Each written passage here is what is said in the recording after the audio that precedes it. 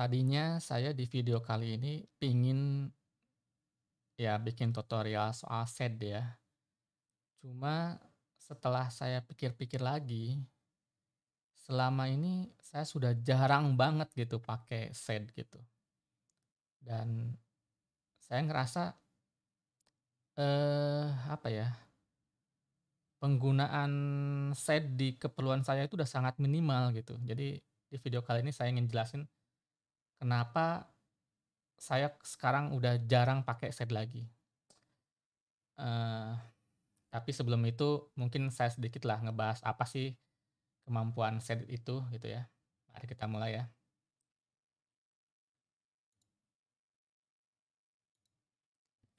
Jadi, eee, SED ini kan sebetulnya, streaming editor ya. Dia masih satu keluarga sama Grab, masih satu keluarga sama sama AWK kayaknya nggak satu keluarga ya, agak beda lah. Kenapa saya bilang masih satu keluarga? Karena dia itu sama-sama turunan dari satu source code yang sama, yaitu ed gitu. Grab itu mengambil salah satu fitur dari ed itu editor di Unix ya, dan sed juga sama, ngambil beberapa fitur dari ed itu, gitu. Nah, yang menarik dari sed ini adalah, sed itu bisa mengganti, apa namanya, mengedit file tanpa harus membukanya. Contoh ya, saya punya file memang.txt gitu, saya bisa melakukan seperti ini, sed s.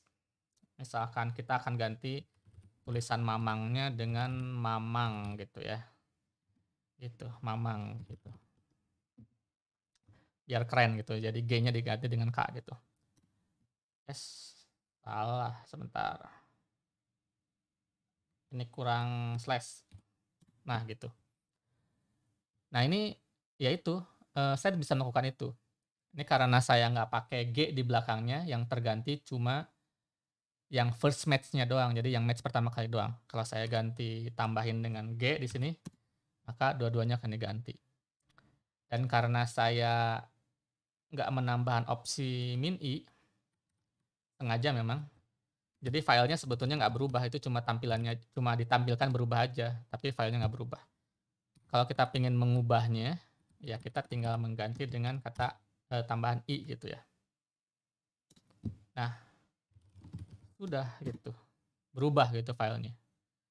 Nah, yang bagusnya adalah kita nggak perlu ngedit, secara buka file seperti Vim kayak gini ya, mamang.txt gitu, tapi kita bisa melakukan perubahan dari luar gitu. Nah, ini cocoknya buat automation gitu ya, si SED ini. Contoh lain mungkin yang lebih real, saya punya file resolve.conf gitu ya. Nah, di automation saya ingin mengganti name server ini misalkan dengan yang lain, misalkan dengan name server 127.021 misalkan gitu ya. Jadi saya akan melakukan seperti ini, sed s, yang awalnya name server, terus dot plus atau dot bintang ya, dot bintang. Saya akan ganti semuanya dengan apa namanya, name server 127.021 gitu. Itunya resolve.conf gitu. Berubah kan? Jadi kalau saya mau mengubah ke filenya pakai min i gitu. Maka resolve.conf-nya itu sudah berubah. Nah, yang bagusnya dengan cara seperti ini kan kita bisa pakai untuk automation gitu ya. Jadi si filenya itu bisa kita ubah tanpa kita perlu mengeditnya.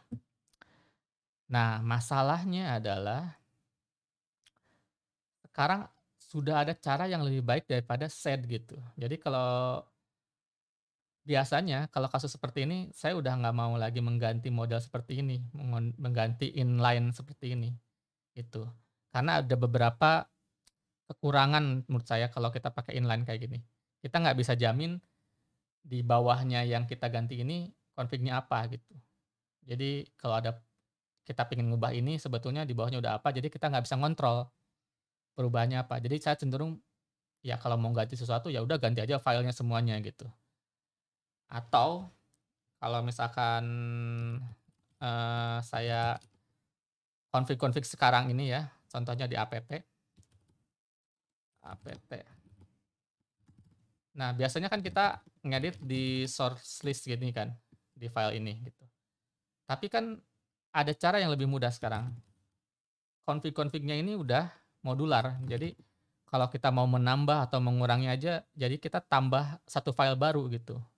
Jadi di automation kita itu nggak perlu lagi ada append atau ngedit file yang existing gitu. Jadi kita bisa nambah atau ngurang file seperti ini gitu. Ini contohnya sourcelist.d gitu. Atau misalkan cron tab gitu ya. Dulu kan ngedit cron tab itu di cron tab sini gitu kan. Jadi kita nambah, ngurang di sini. Mungkin set di situ berguna gitu. Karena kita bisa sisipkan di mana yang kita mau gitu. Tapi ya ada cara yang lebih mudah sekarang. Kita bikin aja file baru, etc di cron d gitu misalkan di sini. Jadi kita bisa bikin file baru tanpa harus ngedit file yang existing gitu. Nah, disinilah kenapa saya ngerasa, wah saya udah hampir nggak pernah pakai set lagi gitu. Kecuali untuk keperluan-keperluan yang kayak misalkan saya dapat sesuatu dari output dari satu API misalkan, terus saya pengen mengubah secara on the fly gitu. Jadi misalkan anggaplah echo ini API misalkan, new new apalah ya, new task misalkan gitu kan. Di sini saya bisa ganti jadi misalkan as new jadi old gitu kan. Gitu. Maka jadi old task gitu. Ya mungkin kayak gini aja yang paling saya pakai gitu. Dari set itu. Dan untuk mengganti di apa namanya, di file, contohnya saya pakai Ansible ya. Itu saya cenderung seperti saya bilang tadi ya, cenderung untuk mengganti file keseluruhan. Jadi bisa pakai Ansible template, bisa pakai Ansible copy, atau kalau memang terpaksa mengganti dari file existing, ya kita bisa pakai line in file atau replace gitu ya, Ansible replace. Itu. Nah, itu jadi ini mungkin ya memang ada sedikit perubahan keperluan atau kebutuhan saya gitu. Jadi kebutuhan saya akan editor TED ini yang memang streaming editor itu udah jarang banget tuh. Jadinya saya ngerasa, masih perlu nggak sih sebetulnya pakai set gitu ya. Ya kalau masih perlu, keperluannya cuma seperti ini gitu ya. Seringnya seperti ini gitu. Jadi mengganti sesuatu ini dengan yang ini gitu. Jadi saya ngerasa untuk tutorial kali ini nggak begitu penting gitu untuk dibikin. Walaupun saya sebetulnya pengen ngebikin tutorial sed, grep, dan awk gitu. Sed, grep, awk. Karena itu memang satu keluarga dekat ya yang tiga itu gitu ya untuk editor gitu, untuk processing file, processing string kayak gitu. Tapi ya karena saya ngerasa penggunaan sed itu udah makin jarang gitu ya untuk kasus saya. Jadi saya ngerasa, kayaknya kita nggak perlu lagi gitu untuk eh, apa namanya, belajar lebih banyak seputar sed gitu ya. Ya, yang mungkin yang teman-teman harus tahu ya kayak gini aja. Eh, Sed itu bisa melakukan on the fly seperti ini, atau kayak tadi sed min i gitu kalau mau mengganti sesuatu eh, seperti ini. Dan ini kebanyakan ya teman-teman harus ngerti seputar regex sih di sininya itu. Jadi ada regex di sini dan apa yang mau dilakukan setelah itunya. Ya itu aja sih seputar sed.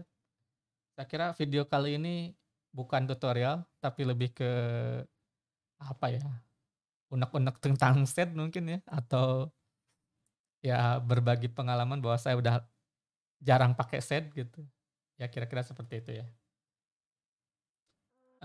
Oke, mungkin ini bukan tutorial, ini video paling singkat dari yang pernah saya upload sebelumnya.